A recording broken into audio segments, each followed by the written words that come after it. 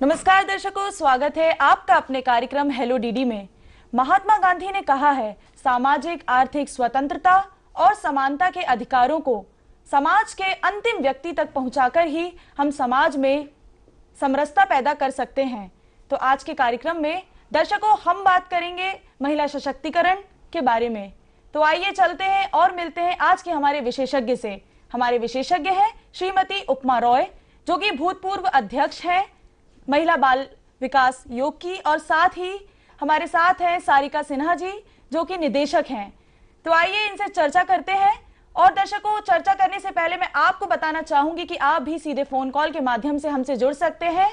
हमारे phone numbers आपके television screen पे नीचे पट्टी पे दर्शाए जा रहे हैं। बस हमें इंतजार है आपके फोन कॉल का। उपमा जी, मैं आपसे शुरुआत करना चाहूंगी और सबसे पहले जानना चाहती हूं कि आपके विभाग की स्थापना कब हुई और स्थापना के पीछे क्या कुछ खास उद्देश्य है? एक्चुअली हम विभाग नहीं है, कमीशन है, और इसकी स्थापना जो हमारा आयोग अभी समाप्त हुआ है, ये 5वां आयोग है। तो लगभग 16 साल पहले सुप्रीम कोर्ट के एक ऑर्डर के पश्चात एक मध्य प्रदेश में एक्ट बना और उसके बाद में ये हुई थी। इसका मुख्य उद्देश्य ये था कि जो महिलाओं को जो अधिकार हैं वो उन तक पहुँचे, उनकी लिए बनाई गई शासकीय योजनाएं और नीतियां, उनका लाभ भी उन महिलाओं को मिले, और शासन और सरकार जो है वो इस विषय में इस तरफ कार्य करे, और नहीं कर रही है तो कमीशन देखे, सुनिश्चित करे कि महिलाओं को जो उनका ड्यूज है वो पूरी तरह से मिलता रहे। बिल्कुल। सारिका जी, अब मैं आपसे जानना चाहूंगी, अगर मैं ठीक हूँ और मेरी जानकारी बिल्कुल सही है, तो आपकी जो संस्था है उसको अभी स्थापित हुए मुश्किल से 6 या 8 महीने ही हुए हैं। तो आपको संस्था की स्थापना के पीछे प्रेरणा कहाँ से मिली? कहीं ना कहीं से आपको प्रेरणा जरूर मिली होगी, तो ये प्रेरणा हम जानना चाहते हैं कि आपको प्रेरणा कहाँ से मिली। शिवाली जी, एक्चुअली आपको ध्यान में होगा 2012 में निर्भया कांड हुआ था। हाँ बिल्कुल। और उसके बाद 2 बहुत बड़ी कमीशंस का गठन किया गया था। एक तो जस्टिस वर्मा कमीशन है और दूसरा जस्टिस उषा मेहरा कमीशन था। और उन्होंने ये देखा कि एक महिला को जब वो किसी भी प्रकार की हिंसा से उत्पीड़ित होती है, खासकर अगर वो यौनिक हिंसा हो, हाँ। तो उसको एक छत के नीचे मदद मुहैया कराई। और इसी के लिए उन्होंने वन स्टॉप क्राइसिस सेंटर को रिकमेंड किया। तो मैं जिस संस्था से आती हूँ वो एक्शन एड है, जहाँ हम पिछले 12 साल से ऐसी औरतों के साथ काम कर रहे हैं। लेकिन फिर हम लोगों ने स्वास्थ्य विभाग के साथ मिलकर एक वन स्टॉप क्राइसिस सेंटर, जो कि मध्य प्रदेश का पहला क्राइसिस सेंटर है जी, उसका गठन किया और उसका नाम गौरवी है। किस तरह की आप मदद मुहैया कराती हैं स्त्रियों को? शैक्षणिक मदद या फिर आवास मदद, या किस तरह की मदद? हमने सुना है कि आप उनके फ्री ऑफ कॉस्ट मुकदमे भी लड़ती हैं, जो कि वाकई दाद देने की बात है।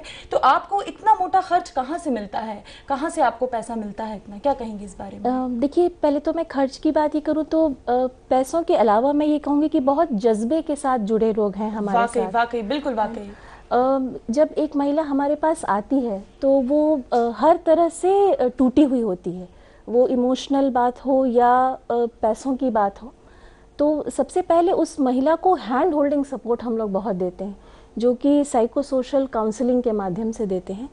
बहुत सारी महिलाएं ऐसी हैं जो वापस अपनी ज़िंदगी में नहीं जा सकती, या जिनके साथ इस तरह की हिंसा हुई है कि उनको लीगल एड की ज़रूरत हो।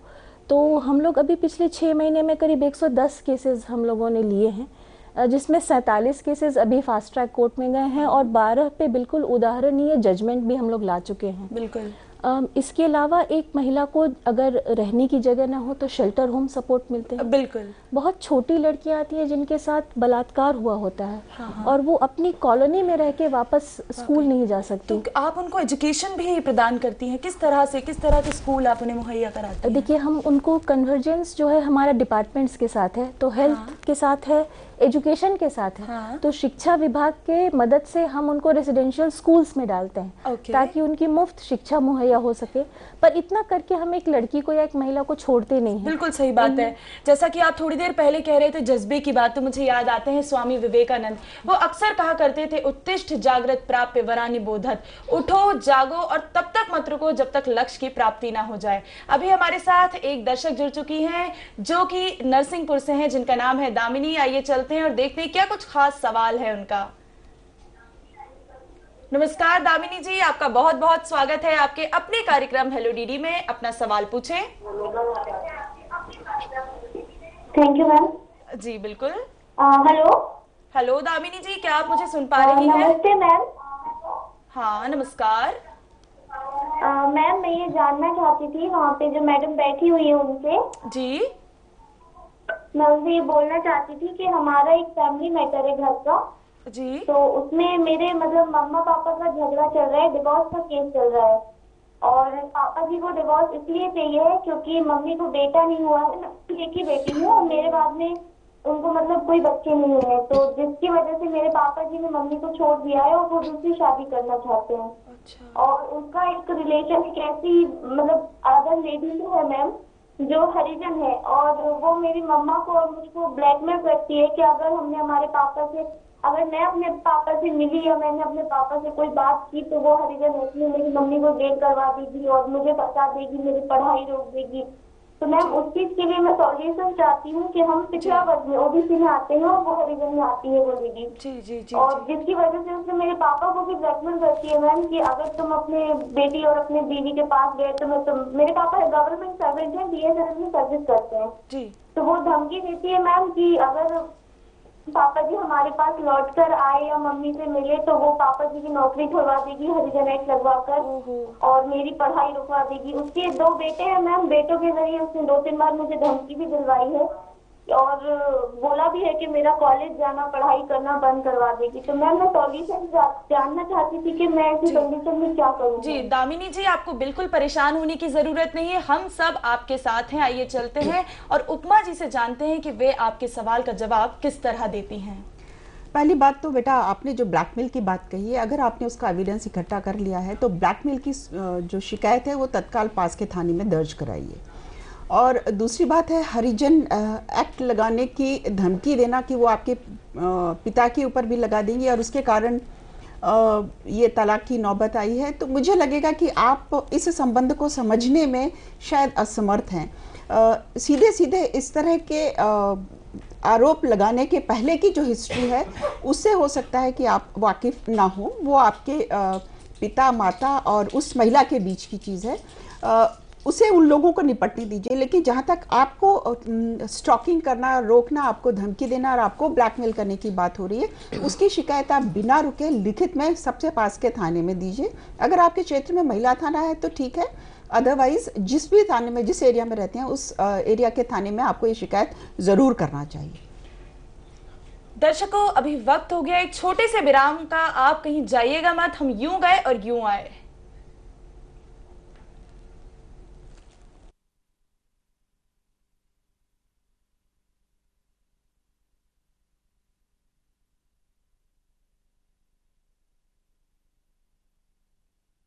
क्या आप अपना डव शैम्पू लौटाएंगी? No chance. डव लौटाना मतलब हेयर फॉल का लौटाना। हेयर फॉल मतलब हेयर डैमेज। डव दे 50% ज्यादा पोषण, डैमेज बालों को रिपेयर करे और हेयर फॉल कम करे। अपना डव लौटाऊं?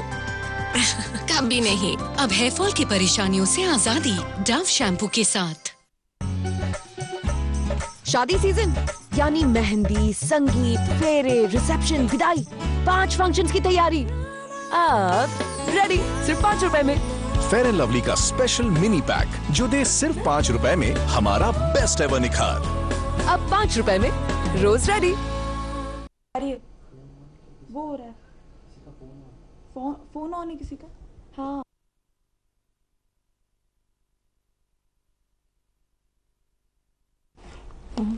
विराम के बाद आप सभी दर्शकों का फिर से स्वागत है। जैसा कि मैंने आपको पहले भी बताया था, आज हम चर्चा कर रहे हैं महिला उत्पीड़न के बारे में। हमारे साथ आज चर्चा में शामिल हैं उपमा जी, जो कि भूतपूर्व अध्यक्ष है महिला आयोग की, और साथ ही सारिका जी, जो कि निदेशक हैं गौरवी संस्थान की। तो आइए चर्चा को आगे बढ़ाते हैं। जैसा कि विराम के पहले हमारे पास एक कॉल आया था और वो जो बच्ची थी वो काफ़ी परेशान थी, हैरान थी।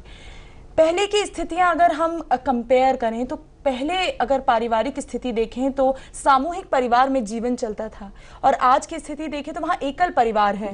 मम्मी पापा और बच्चे, तो कहीं ना कहीं आपको ऐसा नहीं लगता कि जो मानसिक स्थितियां उनकी बनती हैं वो भी हावी होती हैं इन सारी चीज़ों में? जैसा कि उन लोगों को परेशानी है तो वो बच्चों पे हो रही है, अगर उनके साथ और भी कोई होते तो वो कहीं ना कहीं अपनी बात उनसे शेयर कर सकती थी, हो सकता था घरेलू में घर का मामला निपट जाए। क्या कहेंगे इस बारे में, क्या लगता है आपको? देखिए, ये जो एकल परिवार है और जो हमारे पुराने बड़े परिवार होते थे, उसके अपने फायदे और नुकसान हैं, इसमें कोई शक नहीं है कि एकल परिवार में रहने वाले जो बच्चे हैं वो अपनी समस्याओं को शेयर करने के लिए उतने लोग उनको नहीं मिल पाते हैं जितना एक भरे पूरे बड़े परिवार में मिलते हैं। लेकिन भरे पूरे परिवार की अपनी अलग समस्याएं होती थी, वहाँ पर शायद बंधन भी ज़्यादा होते थे और किसी भी कदम को उठाने के पहले अपने जीवन के विषय में भी अगर हम कोई निर्णय लेना चाहते थे तो बहुत सारे लोगों को इन्वॉल्व करना होता था। तो इसमें फायदे नुकसान दोनों ही हैं। बिल्कुल। अगर हम बात करें यौन उत्पीड़न के बारे में, तो आप यौन उत्पीड़न को कार्यस्थल पे किस तरह से परिभाषित करेंगे या किस तरह से परिभाषित किया जा सकता है, और उसके अंदर किस तरह के दायरे आते हैं, किस तरह के कृत्य आते हैं? देखिए, जब भी आपको इस तरह से परेशान किया जाए जिसमें आपके औरत होने का फ़ायदा उठाया जा रहा हो, आपको या तो अश्लील भाषा का प्रयोग करते हुए आपसे बात की जा रही हो, डायरेक्टली या इनडायरेक्टली। कई बार आजकल इंटरनेट का ज़माना है, आपके पड़ोस में बैठा हुआ व्यक्ति अश्लील सीडी देख रहा हो, उसकी भाषा अभद्र हो और जब भी वो बात करता हो तो वो आपको किसी तरह से एक सजेशन देते हुए, जिसमें यौन संबंधों को लेकर एक दबा छुपा हुआ इशारा होता है, ये सारी चीजें उसमें आ जाती हैं। और कई बार कुछ महिलाएं जो हैं वो चूंकि उनकी अपनी कुछ ऐसी मजबूरियां होती हैं कि उन्हें वह काम कंटिन्यू करते रहना पड़ता है और इतनी हिम्मत भी नहीं होती है कि वो किसी से शेयर करके उस दायरे से बाहर निकल सके, उस शिकायत का समाधान कर सके, तो वो इसमें फंस भी जाती हैं। तो यदि शारीरिक संबंध बनाया जा चुका है, बनाने के लिए आपको विवश किया जा चुका है, तो 376 लगता है, बलात्कार लगता है। उपमा जी, अभी हमारे साथ एक और दर्शक जुड़ चुकी हैं, रोशनी जी, जो कि नरसिंहपुर से हैं। आइए देखते हैं क्या कुछ खास जिज्ञासा है इनकी। हेलो रोशनी जी, आपका बहुत बहुत स्वागत है आपके अपने कार्यक्रम हेलो डीडी में। अपना सवाल पूछें। मैम, मैं शादीशुदा मैरिड महिला हूँ। मेरे हस्बैंड मुझे अपने साथ नहीं रखना चाहते। शादी के पहले और बाद में उनके किसी और महिला से संबंध। मैडम, मैं क्या करूँ, किस तरह उनको समझाऊँ कि अब शादी हो चुकी है और मैं दोबारा किसी और के साथ शादी नहीं करना चाहती। देखिए रोशनी जी, कुछ चीज़ें जो होती हैं हम जितने जल्दी स्वीकार कर लें उतना ही अच्छा होता है। आप दुनिया की हर चीज़ खरीद सकती हैं, प्यार नहीं खरीद सकती। यदि आपके पति किसी और महिला में इंटरेस्टेड हैं और उन्होंने आपको धोखे में रखते हुए ये शादी की है, अगर शादी के पहले से उनका संबंध था उस महिला से, शादी के बाद भी कंटिन्यू रखा है, तो कानून के अनुसार कई ऐसी धाराएं हैं जिसमें आप उनके खिलाफ कोई भी शिकायत दर्ज करा सकती हैं, एक्शन ले सकती हैं। लेकिन उनके साथ ही रहने की जिद, ये आपका अपना फैसला होगा। इसमें मुझे ऐसा लगता है कि शायद आपको काउंसलिंग की ज़रूरत है कि क्या ऐसे पुरुष के साथ में स्त्री को रहना चाहिए जो उसे बिल्कुल रखने को तैयार नहीं है, या अपने कानूनी अधिकारों का इस्तेमाल करते हुए उससे आप मेंटेनेंस ले सकती हैं, उससे आप घर ले सकती हैं और नए सिरे से अपना जीवन शुरू करने के बारे में सोच सकती हैं। वाकई रोशनी जी, मैं उम्मीद करती हूँ कि आपको आपके सवाल का जवाब जरूर मिल गया होगा। हमारे साथ एक और दर्शक जुड़ चुकी हैं जो जबलपुर से हैं। आइए देखते हैं क्या कुछ खास सवाल है इनका। हेलो हेलो हेलो जी, मैं आपसे निवेदन करूंगी कि आप अपनी टीवी का वॉल्यूम थोड़ा सा कम कर लें। हेलो हेलो हेलो हेलो जी जी, क्या आप मुझे सुन पा रही हैं? मैम नमस्ते, मैं जबलपुर से बोल रही हूँ। जी हेलो जी, आपका सवाल मैडम, पूछिए। मेरे हस्बैंड है, वो मैरिज हम लोग की 5 साल पहले हो गई थी। अच्छा। और मेरे एक बेटा है और एक बेटी है। जी जी जी जी। पर वो हमेशा पता नहीं क्यों घर से मुझे हमेशा झूठ बोलकर जाते हैं 1-2 दिन में आऊंगा। और अभी कुछ समय से एक लेडीज का अक्सर फोन आता है मेरे पास में, तो वो मुझसे कहती है कि अच्छा बिल्कुल आपके सवाल का मतलब अपने हस्बैंड को डिवोर्स दे दो, वो मेरे पास रहते हैं। बिल्कुल बिल्कुल आपके सवाल का आपको जवाब मिलेगा। उपमा जी, कहीं ना कहीं हम देख रहे हैं कि मैरिज से ज्यादा संबंध लोगों के, मतलब इस तरीके के जो विवाद है वो ज्यादा उत्पन्न हो रहे हैं, ऐसा क्यों हो रहा है?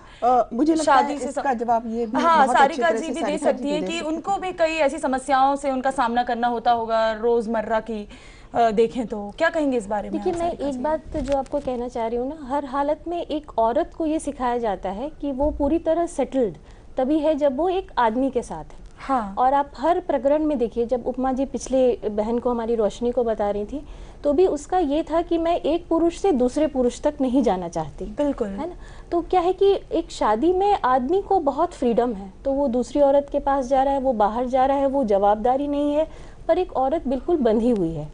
और इस कारण बहुत सारी औरतें जब उनके पतियों के दूसरे रिश्ते होते हैं तो वो बहुत परेशान होती हैं, क्योंकि जब वो ससुराल या अपने पति के घर से निकाल दी जाती हैं, साथ में मायके में भी उनके लिए कोई जगह नहीं होती। जी जी और जी, ये परेशानी के लिए, और उनके ऊपर बच्चे होते हैं जो उनको पालने हैं। हाँ। अधिकांशतः उन पे स्किल्स या जीवकोपार्जन का तरीका नहीं होता जी। तो वो बहुत परेशानी में पड़ती है और चाहती हैं कैसे भी उनकी कोई मदद करे।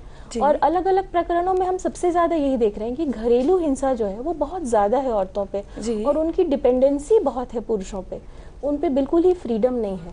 और ये बहुत हमारे समाज जो हम देख रहे हैं कि बहुत बदला तो है, पर फिर भी अभी आज के दिन में बहुत पुरुष प्रधान है, और जिसमें औरतों को अपनी पहचान, अपनी एजेंसी रियलाइज करने की वो जगह नहीं है जो आदमियों को है। हाँ, और शायद इसलिए वो बिल्कुल एक दोहरे दर्जे के सिटीजन की तरह जीती हैं। वही, और पुरुषों को कहीं ना कहीं अपनी जिम्मेदारी समझना चाहिए। महिलाएं तो इतनी जिम्मेदारी, बाहर भी कामकाज भी कर रही हैं, घर की जिम्मेदारी भी, बाल बच्चे सबको देखती हैं, लेकिन पुरुषों की कहीं ना कहीं ऐसे।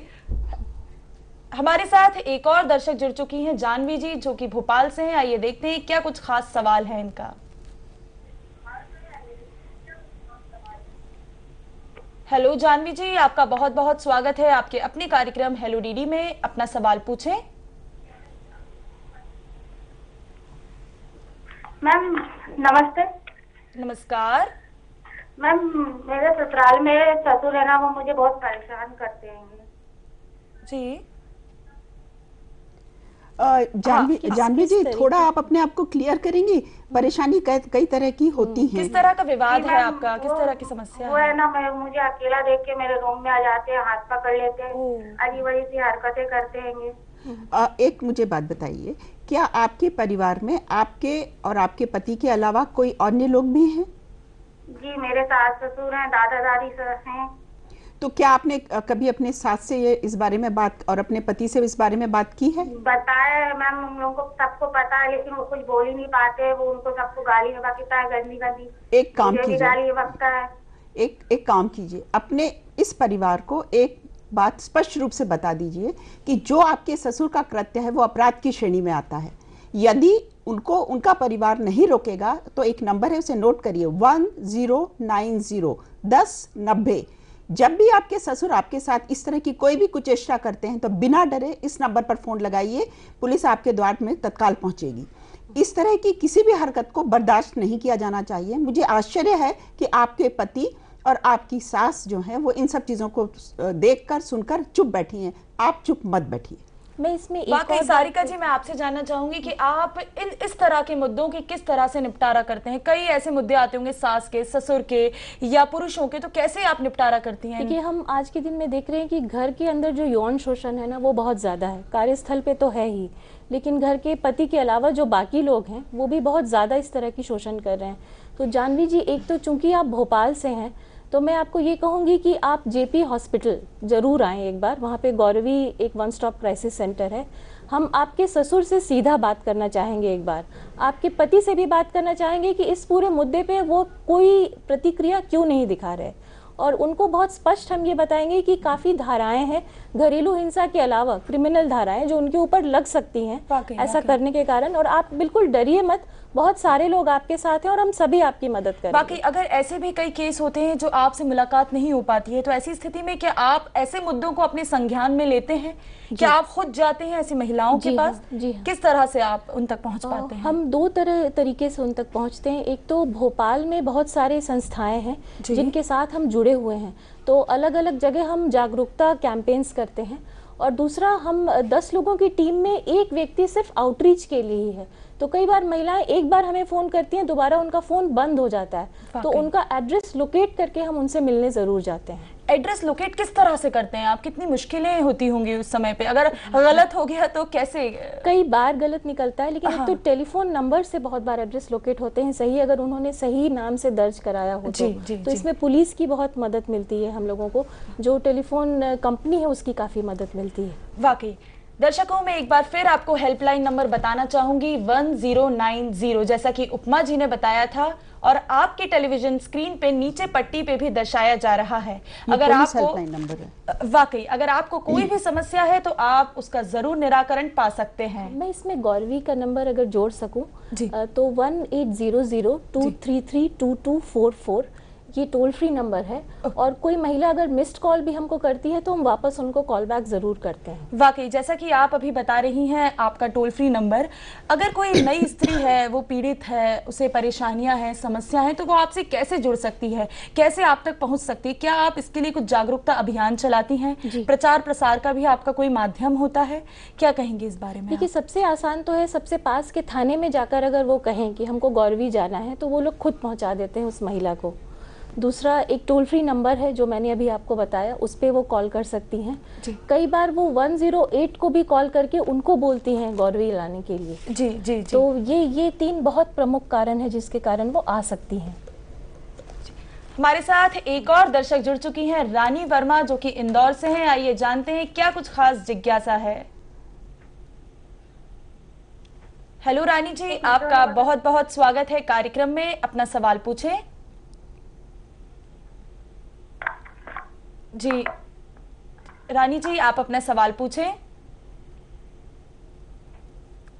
हेलो रानी जी, क्या आप हमारी आवाज सुन पा रही हैं? शायद संपर्क टूट चुका है। उपमा जी, मैं आपसे जानना चाहती हूँ, अगर कोई महिला, कोई स्त्री या कोई भी व्यक्ति आपसे संपर्क करना चाहे, आपको शिकायत करना चाहे पत्रों के माध्यम से, तो वो पत्र कहाँ भेज सकता है? राज्य महिला आयोग में शिकायत दर्ज कराने के लिए आप राज्य महिला आयोग, हाँ, श्यामला हिल्स, राजीव गांधी भवन, भोपाल, इस पते पर आप अपनी शिकायत जो है वो भेज सकती हैं। शिकायत जैसे मैंने बताया बाय पोस्ट भी भेज सकती हैं, और अगर आप चाहें तो इनकी एक वेबसाइट है, वेबसाइट के ऊपर जाकर आप उनके बाकी जो तरीके हैं उनके बारे में भी चर्चा कर सकती हैं। जैसा कि उपमा जी ने बताया, आप सभी को मैं उम्मीद करती हूँ कि पता चल ही चुका होगा। एक बार मैं फिर आपको पता बताती हूँ। मध्य प्रदेश राज्य महिला आयोग, 35 राजीव गांधी भवन, प्रथम तल, श्यामला हिल्स, भोपाल, मध्य प्रदेश। संपर्क 0755 266 1813 और फैक्स है 0755 266 1806। मैं उम्मीद करती हूं कि आप सबको पता चल ही चुका होगा। आइए चर्चा को आगे बढ़ाते हैं, और अभी हमारे साथ एक और दर्शक जुड़ चुके हैं, नंद स्वरूप वर्मा जी मिश्रा। तो आइए देखते हैं क्या कुछ खास सवाल है उनका। मैं नंद स्वरूप मिश्रा, उत्तर प्रदेश, बाराबंकी गांव बसौली पड़ता है। मैं जानना चाहता हूं कि जो महिलाएं संस्था में काम करती है, नौकरी करती, प्राइवेट या सरकारी, तो जहाँ पे काम करती है वहाँ ऐसी कोई संस्था होनी चाहिए, कमेटी होती है जिससे उनका महिला उत्पीड़न न होने पाए, वो उनकी देख रेख में वो रहें। नंद स्वरूप मिश्रा जी, पहले तो मैं आपको बहुत बहुत धन्यवाद करना चाहूंगी। आप रेगुलर हमारा कार्यक्रम देखते हैं, वाकई दाद देने की बात है, और आप अक्सर हमसे जुड़ते हैं। बहुत बहुत धन्यवाद। मैं आपसे आशा करती हूँ कि आप एक बार फिर अपना जो प्रश्न है वो दोहरा दें। ओह, शायद संपर्क टूट चुका है। उम्मीद करती हूँ मैंने उनका सवाल सुना था। देखिए, एक 2013 और 14 में एक एक्ट आ चुका है जो कार्यस्थल पर यौन उत्पीड़न को रोकने के लिए विशेष रूप से बनाया गया है। इस एक्ट के अंतर्गत हर राज्य सरकार की ये जिम्मेवारी है कि वो जिला स्तर पर यौन उत्पीड़न निवारण समिति का गठन करे और ये सुनिश्चित करे कि उस जिले में कौन सा अधिकारी उस कमेटी को हेड करेगा और उसमें कौन कौन होगा। और मध्य प्रदेश में जहाँ तक मुझे पता है हर जिले में जो जिला पंचायत सीईओ हैं वो ये इस उत्पीड़न समिति के अध्यक्ष नियुक्त किए गए हैं और उनके पास में अन्य मेंबर्स होते हैं। उत्तर प्रदेश में इस विषय में आपको आपके यहाँ की सरकार से पता करना होगा कि जब आपके जिला स्तर पर कौन सा अधिकारी है। जी, ये शासकीय की बात है।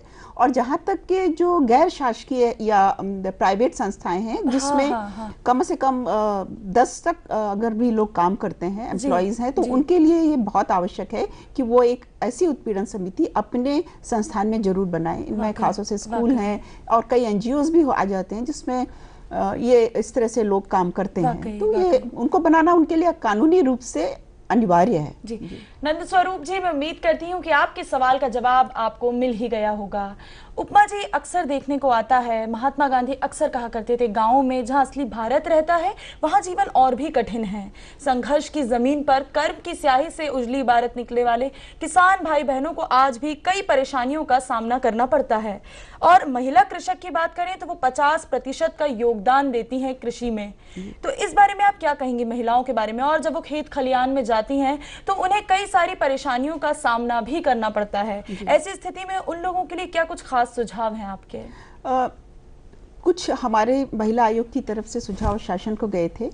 उनमें से एक जो मुख्य हमारा सुझाव था ये था कि जिस तरह से शासकीय जो नौकरियां हैं उसमें कार्यरत महिलाएं 6 महीने का मातृत्व अवकाश पाती हैं जब वो माँ बनती हैं, उसी तरह के मातृत्व अवकाश की घोषणा सरकार को इन लेबर जो हमारा वर्ग है उनके लिए कर दी जानी चाहिए, ताकि वो अपने बच्चों को 6 महीने तक बिना इस चीज की फिक्र किए अच्छे से पाल पोस सकें कि उन्हें उनके लिए पैसे कमाना है। तो उस 6 महीने तक शासन इस चीज का इंतजाम करे कि उन्हें मातृत्व भत्ता मिलता रहे। वाकई उपमा जी, हम आपका जवाब जानेंगे। अभी हमारे पास एक और कॉलर जुड़ चुके हैं, सारिका जैन जी। आइए देखते हैं क्या कुछ खास सवाल है उनका।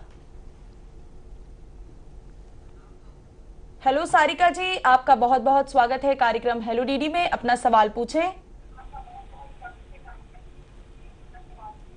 जी, मेरा सवाल ये है कि जो हमारे एरिया में जी कहाँ मतलब लेडी है, मतलब बड़े आदमी है, लेकिन मतलब वो राजनीति से जुड़ी हुई है। अच्छा अच्छा, जी जी जी। तो उसमें क्या है कि उन्होंने अपने बहू को मतलब मारा पीटा, लेकिन उसकी शिकायत जब उसकी बहू थाने में करने गई तो उसकी शिकायत नहीं दर्ज हो रही है। बिल्कुल, क्योंकि वो बोलते हैं कि हम राजनीति से जुड़े हैं तो शिकायत दर्ज नहीं होगी क्योंकि उनका नाम खराब हो जाएगा। हाँ, ऐसे वाकई कई मुद्दे सामने आते हैं। आइए देखते हैं उपमा जी क्या जवाब देती हैं आपके सवाल का। एक तो मैं आपको अच्छी तरह से एक बात समझा दूं, कानून सबके लिए समान है। यदि जिस स्थान से आप बोल रही हैं वहां के किसी थाना प्रभारी के द्वारा ऐसा कहा जा रहा है तो एक और नंबर नोट करिए, 181। ये सीएम ऑनलाइन है। इस 181 पर उस महिला की शिकायत मौखिक रूप से आप दर्ज करा सकती हैं पूरे एक पते के साथ में, और फिर उस क्षेत्र के जो थाना प्रभारी हैं उनकी बाध्यता हो जाएगी कि वो प्रकरण दर्ज करें। 181। एक महिला के लिए अभी 0 पे एफआईआर करने का प्रावधान है। हाँ। तो वो सीधा एसपी के ऑफिस जाके या दूसरे थाने में जाके भी अपना प्रकरण दर्ज करा सकती हैं, अगर खासकर इस थाने से शिकायत नहीं ली जा रही हो तो। आपने क्या नंबर बताया था? 0 करके कुछ? 0 एफआईआर केवल महिलाओं के लिए एक अलग प्रावधान है। हाँ। जिसमें अभी ऐसे आप अपने सबसे पास के थाने में अपनी शिकायत दर्ज करा सकती हैं। हाँ। पर एक महिला अगर उत्पीड़ित हुई हो तो वो किसी दूसरे थाने पे या एसपी ऑफिस में जाके भी सीधा अपनी एफआईआर दर्ज करा सकती है। तो ये जाकर ये सीधा बोलें और दूसरे थाने में जाएं और साथ में एक शिकायत पत्र भी ये जरूर लिखें उस अफसर को के नाम जो इनके साथ ये बदतमीजी कर रहा है, क्योंकि जैसा कि इन्होंने कहा कानून और संविधान सबके लिए बराबर है, वो कोई भी हो उनको पनिश होना बहुत जरूरी है। शिकायत पत्र लिखना अनिवार्य है। अगर आपको शिकायत करनी है तो शिकायत पत्र लिखकर जा सकते हैं, आपकी शिकायत जरूर दर्ज होगी। एक्चुअली बाय पोस्ट भी आप अपनी शिकायत वहाँ के जो एसपी या थाना प्रभारी को भेज सकते हैं, रजिस्टर्ड पोस्ट से भेजिए। और जैसा इन्होंने बताया कि जिले और जिले के बाहर भी, इवन प्रदेश के बाहर के भी थाने में अगर आपको शिकायत करानी है और आप घर बैठे कराना चाहती हैं तो लोकल एरिया का जो एसपी है उसकी बाध्यता है कि वो मदद करे। हमारे साथ एक और कॉलर जुड़ चुकी हैं, रजनी जी, जो कि इंदौर से हैं। आइए देखते हैं क्या सवाल है इनका। हेलो रजनी जी, आपका बहुत बहुत स्वागत है कार्यक्रम हेलो डीडी में। अपना सवाल पूछे। हेलो जी, हेलो रजनी जी, क्या आप मुझे सुन पा रहे हैं? हेलो जी, हेलो जी, जी अपना सवाल पूछे। मैडम आपकी आवाज नहीं आ रही। हेलो मैडम आपकी आवाज नहीं आ रही। हेलो, आपकी पूरी आवाज सुनाई दे रही है। आप अपना मैं ये जानना चाहती हूँ जी। हेलो, हाँ हाँ, बोले बोले बोले मैं ये जानना चाहती हूँ मैडम कि मेरे हस्बैंड की है ना, पहले एक गर्लफ्रेंड थी, मेरी शादी को 4 साल हो गए। जो उनका पहले मेरे को कुछ समझ में आया था और वो मेरे से उस हिसाब से रहते भी नहीं थे, तो एक वाइफ के हिसाब से रखते नहीं थे मेरे को। और मेरी बच्ची होने के साल भर बाद भी वो अच्छे से नहीं रहे थे। जैसे मेरी लड़की वहाँ पर मेरी डिलीवरी हुई थी गांव में, तो मैं 1.25 महीने से लेकर उसको आ गई थी और उसके बाद कम से कम साल भर तक मैं मेरी मम्मी पापा के पास में रुकी थी। हेलो, पुरुषों से संबंधित कई सारी शिकायतें हमारे पास आ जा रही हैं। ऐसा क्यों हो रहा है माँ जी?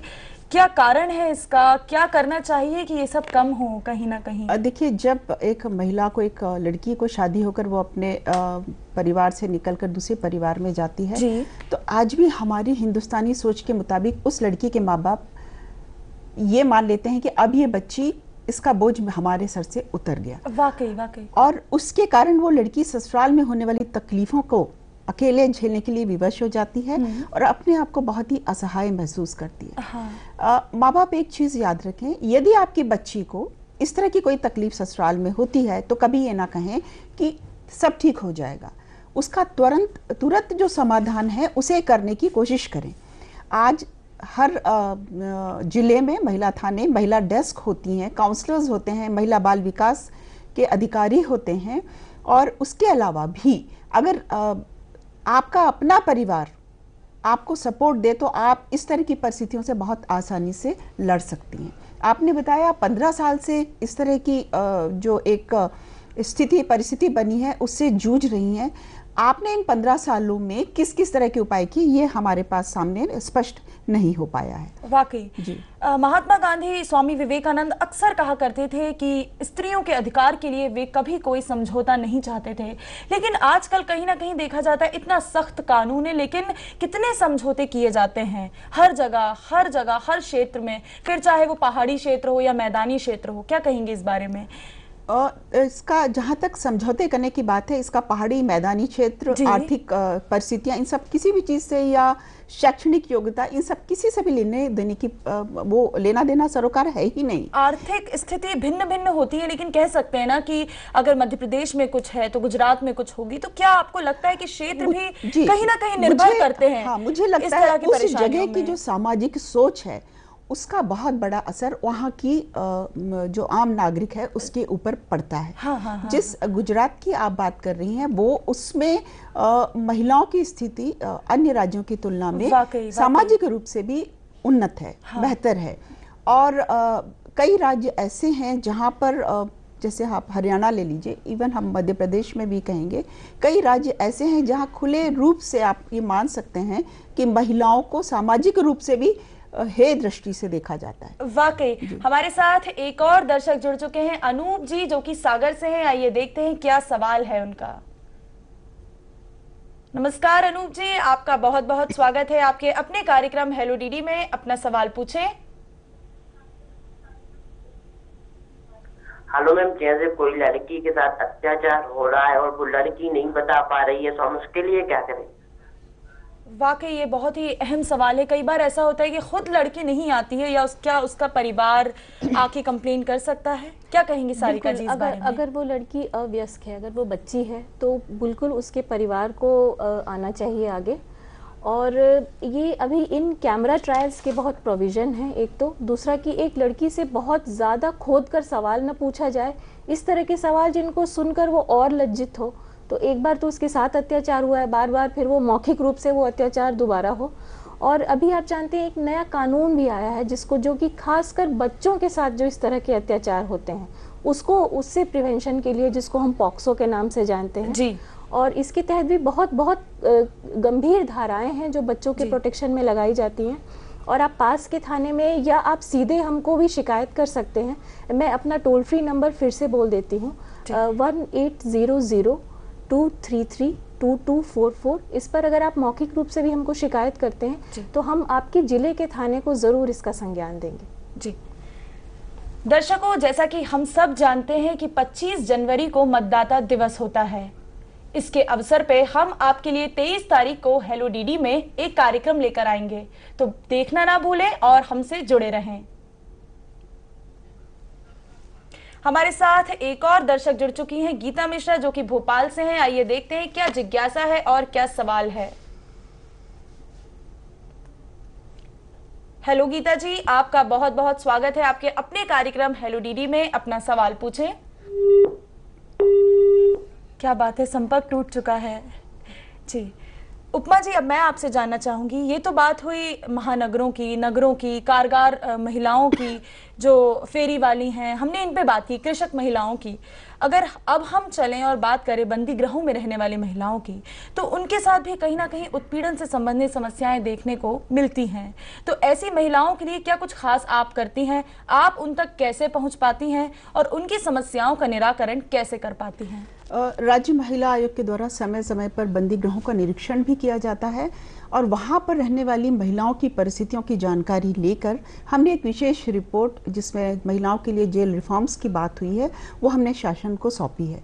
उसमें हमने एक चीज़ पर बहुत जोर दिया है, वो ये है कि एनजीओस को प्रोत्साहित किया जाए कि वो एक रेगुलर बेसिस पे जो महिला बंदी गृह हैं उनको विजिट करें जी। और ये जो एनजीओ है, जब उन महिला बंदियों से एक रैपो क्रिएट कर लेती हैं, उनसे एक जान पहचान बना लेती हैं, तो बड़े खुलकर ये महिलाएं अपनी समस्याएं जो हैं, अगर कोई यौन उत्पीड़न संबंधी है तो उन्हें बता सकती हैं। क्योंकि जेल का माहौल ऐसा होता है कि अधिकांश जो समय है उनका चार दीवारी के अंदर गुजरता है, उन्हीं लोगों के साथ गुजरता है शायद जिनके ऊपर वो उत्पीड़न की शिकायत कर रही हैं।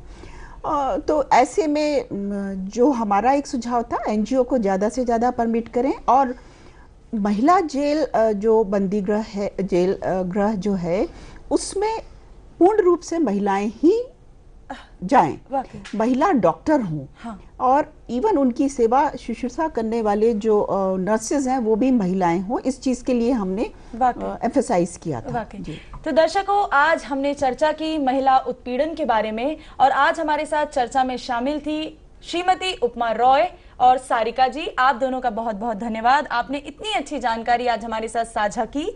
और साथ ही उन सभी दर्शकों को धन्यवाद जिन्होंने हमारे साथ कार्यक्रम बनाए रखने में हमारी मदद की। मैं उम्मीद करती हूं कि आप हमारे आज के कार्यक्रम से जरूर लाभान्वित हुए होंगे। आज आपको महिला उत्पीड़न संबंधी सभी मुद्दों के बारे में पता चल ही गया होगा। अगर आप परेशान हैं तो हाथ पे हाथ रखकर ना बैठे, तुरंत महिला आयोग या गौरवी संस्थान जाएं, आपको आपका समाधान जरूर मिलेगा। हेलो डीडी से संबंधित कोई भी सवाल, जानकारी या सुझाव हो तो जरूर साझा करें इस पते पर। कार्यक्रम हेलो डीडी, द्वारा निदेशक दूरदर्शन केंद्र श्यामला हिल्स भोपाल, पिन 462013।